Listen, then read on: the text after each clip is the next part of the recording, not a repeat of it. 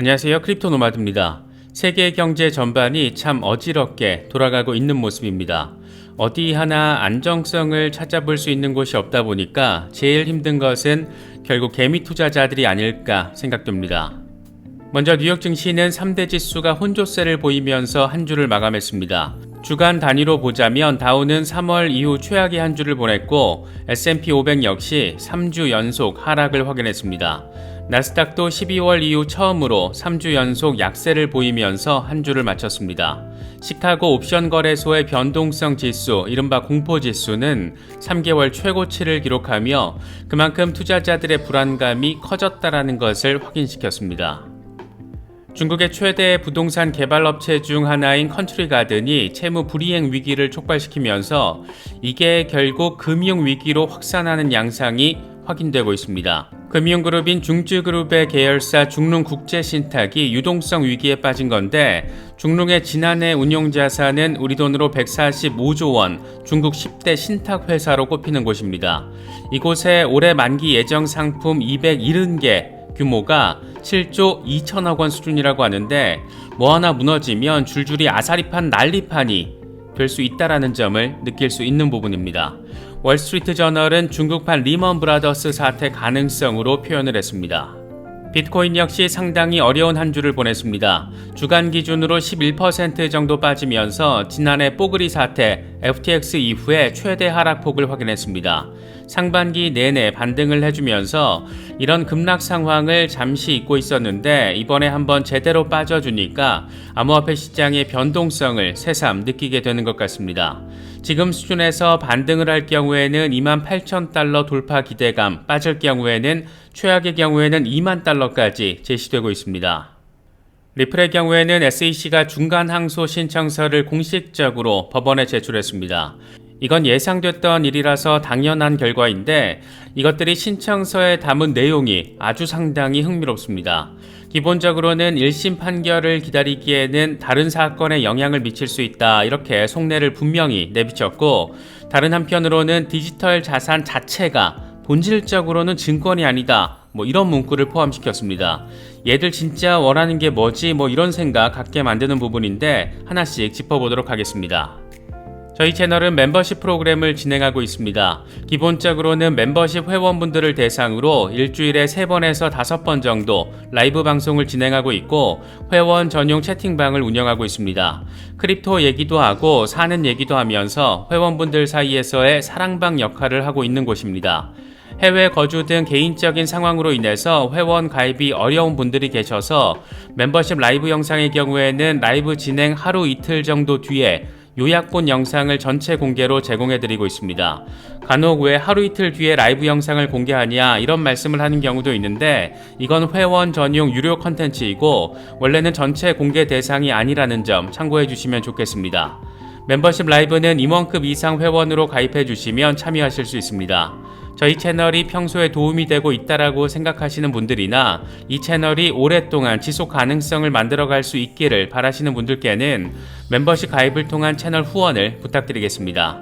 그럼 이번 영상 시작하겠습니다. 미국에서는 고금리 장기화 우려, 중국에서는 경제 위기 가능성 고조, 이런 어수선한 분위기가 한 주 내내 강화되면서 뉴욕 증시 역시 한 주 내내 어지러운 흐름을 확인했습니다. 한 주 마지막 장날 3대 지수는 혼조세로 장을 마쳤는데 주간 단위로 보면 다우는 2.2% 하락하며 3월 이후 최악의 한 주를 보냈고 S&P 500 역시 2.1% 빠지면서 2월 이후 첫 3주 연속 하락을 기록했습니다. 나스닥은 2.6% 빠지면서 12월 이후 처음으로 3주 연속 약세를 역시 확인했습니다. 미국에서는 고금리 장기화 전망에 힘이 실리면서 30년 만기 고정형 모기지 금리가 평균 7.09%를 기록했습니다. 이건 2002년 이후 21년 최고 수준입니다. 연준의 통화 긴축이 장기화할 수 있을 거라는 우려가 고조되면서 장기 국채 금리가 오르는 상황이 고스란히 반영되고 있는 겁니다.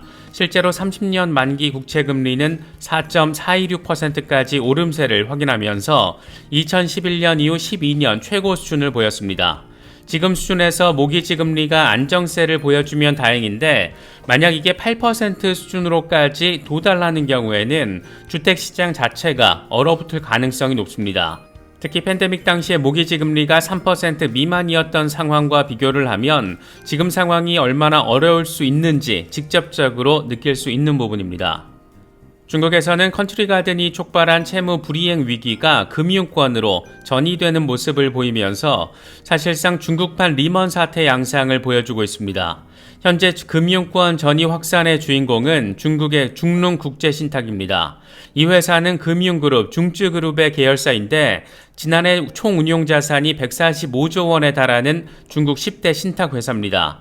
듣보잡이 아니라는 점, 그래서 혹시라도 현재 유동성 위기가 악화되면서 파산으로 이어질 경우에는 그 여파가 굉장히 클 수밖에 없을 거라는 점 느낄 수 있는 부분입니다. 중룽 신탁의 펀드 4개에 돈을 맡긴 상장사 3곳에 거래소 공시로 드러난 환매 중단 피해액이 1,400만 달러, 우리 돈으로 188억 원 수준인데 문제는 실제 피해 규모는 훨씬 더 클 수 있다라는 데 자리하고 있습니다. 이 회사가 올해 만기 예정 상품인 270개, 7조 2천억 원 규모를 운용하고 있기 때문입니다. 중국 부동산 개발업계 1위 컨트리 가든과 맞물려서 중룽 신탁 정도가 실제로 무너지는 상황이 겹겹이 내지는 동시다발적으로 벌어진다라면 그 여파는 꽤나 심각할 수 있다라는 점을 느낄 수가 있습니다. 은행이 돈을 빌려주고 부동산 개발사들이 그 돈으로 부동산 난개발을 하고 서민들은 은행에 돈을 빌려서 난개발의 결과물들을 사들이고 이런 방식으로 그동안 부동산 시장 활황이 이어져 왔던 건데 큰 기둥 2개가 위기에 빠지면서 전체 시스템 붕괴로도 이어질 수 있는 그런 상황으로도 바라볼 수가 있습니다. 거시경제 전반이 거지같이 흘러가는 상황을 비트코인도 온몸으로 몸빵을 했는데 이번 한 주 동안 11%대 급락을 확인하면서 지난해 뽀글이 사태 이후 최대 하락폭을 기록했습니다. 공포 탐욕 지수는 하루 전보다 2포인트 오른 39를 기록하면서 여전히 공포 단계가 이어지고 있습니다. 비트코인 도미넌스도 49%대 초중반에서 오르내림을 이어가고 있습니다. 현재 비트코인의 흐름과 관련해서 코인텔레그래프의 기고가 라케시 우페드히에는 비트코인 황소들은 24,800달러 방어에 힘을 쏟을 것으로 보이는데 여기서 반등할 경우에는 28,786달러 부근의 20일 지수이동 평균에 도달할 수 있다. 하지만 24,800달러가 깨질 경우에는 곰 세력이 주도권을 잡고 있다는 것을 의미하고 2만 달러까지 급락도 가능할 수 있다. 이렇게 분석을 했습니다. 스탁머니 리잘드의 경우에는 한동안 약세 상황이 이어질 가능성을 언급했습니다. 7월 이후 약세가 이어지면서 28,000달러 지지선이 깨졌고 현재 24,000달러에서 25,000달러 구간에 많은 유동성이 자리하고 있어서 이 구간이 강력한 지지선 역할을 할 것이다.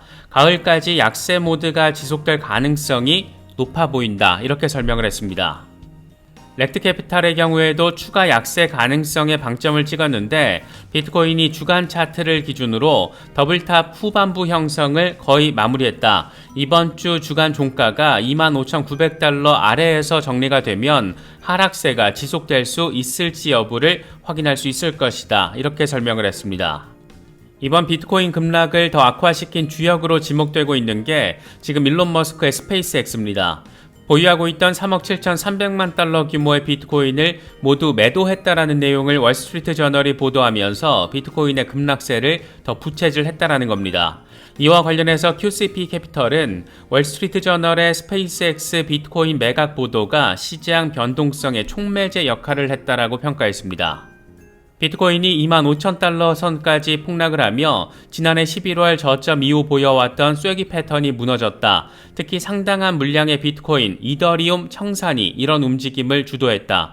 이번 월스트리트 저널의 보도가 비트코인 급락의 촉매제 역할을 한 건데 이건 2021년과 2022년 일론 머스크가 주도한 상한가, 하한가 기록을 기억나게 했다. 이렇게 설명을 했습니다.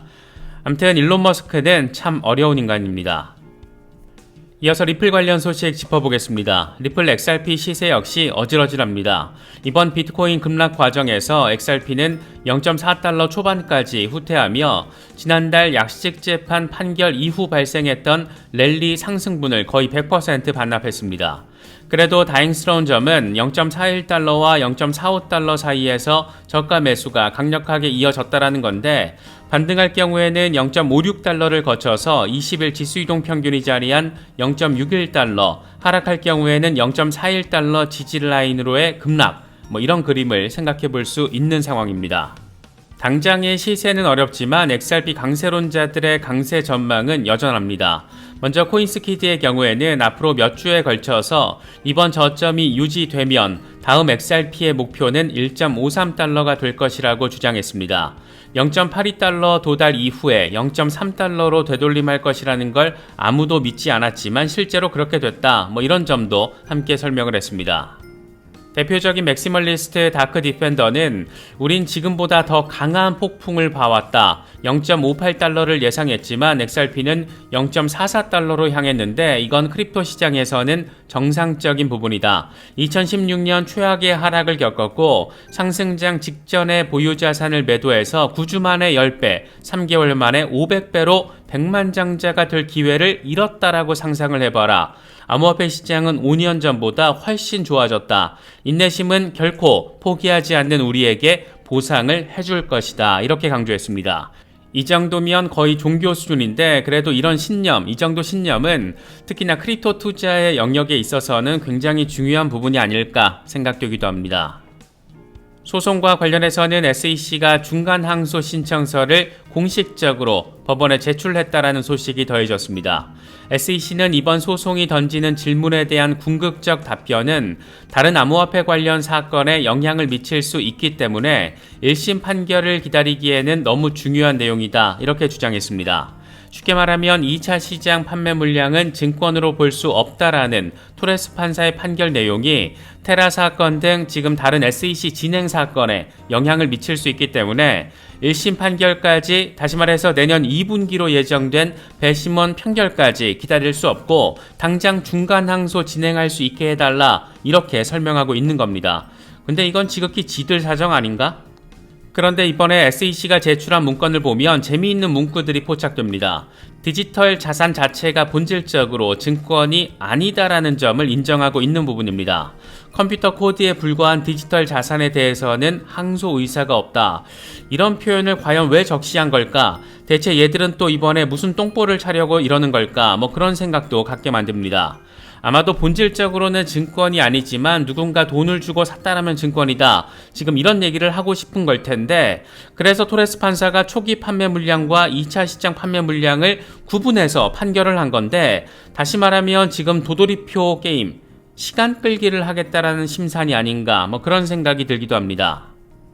어쨌든 SEC는 중간 항소 신청을 공식적으로 했고, 아날리사 토레스 판사가 이걸 기각하면 그대로 배심원 판결을 향해서 고고하게 되는 거고, 만약 승인할 경우에는 연방순회 항소법원에서 다시 한번 승인 여부를 판단하고, 여기서도 만약 승인을 할 경우에는 중간 항소심이 연방 항소법원에서 진행이 됩니다. 과연 배심원 국민참여재판 일정까지 명령한 토레스 판사가 이걸 승인할지 참 재미있는 상황은 분명해 보입니다.